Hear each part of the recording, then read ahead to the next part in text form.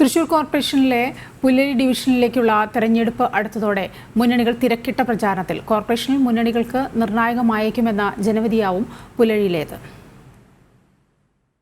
ഇടത് സ്ഥാനാർത്ഥി മരിച്ചതിനെ തുടർന്ന് മാറ്റിവെച്ച പുല്ലഴി ഡിവിഷനിലെ തെരഞ്ഞെടുപ്പ് ജനുവരി 21-നാണ്. കോർപ്പറേഷനിൽ ബലാബലം നിൽക്കുന്ന ഇടത് വലത് മുന്നണികൾക്ക് നിർണായകമാണ് പുല്ലഴിയിലെ ജനവിധി.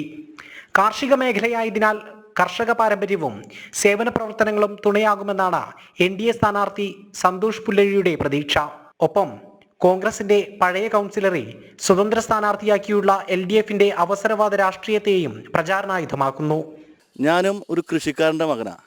അതുകൊണ്ട് തന്നെ കൃഷിയുമായി സംബന്ധിച്ച എല്ലാ വിഷയങ്ങളിലും ഒരുപാട് കാലങ്ങളായിട്ട് ഇടപെടുന്ന ഒരാളായ നിലയ്ക്ക് ഇവിടുത്തെ കർഷകരുടെ പ്രശ്നങ്ങൾ മുഴുവനും പരിഹരിക്കാനുള്ള ഒരു നിർദ്ദേശം എല്ലാ കർഷകരും എന്നിൽ തന്നിട്ടുണ്ട്.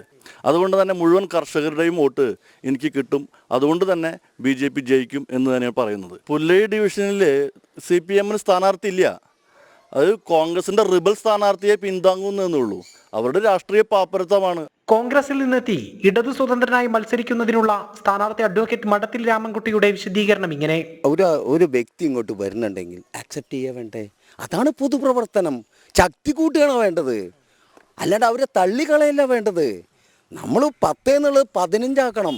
എന്നാൽ കോൺഗ്രസ് ഭരണകാലത്തെ മേന്മകളിലാണ് UDFന്റെ കണ്ണ്.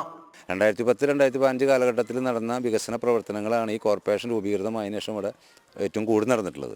കഴിഞ്ഞ 5 വർഷം ഒരു വികസന പ്രവർത്തനവും നടന്നിട്ടില്ല, ഒന്നും തുടങ്ങി വെക്കാനും കഴിഞ്ഞിട്ടില്ല. തൃശൂർ കോർപ്പറേഷനിൽ LDFന് 24-ഉം UDFന് 23-ഉം സീറ്റുകളാണ് നിലവിൽ.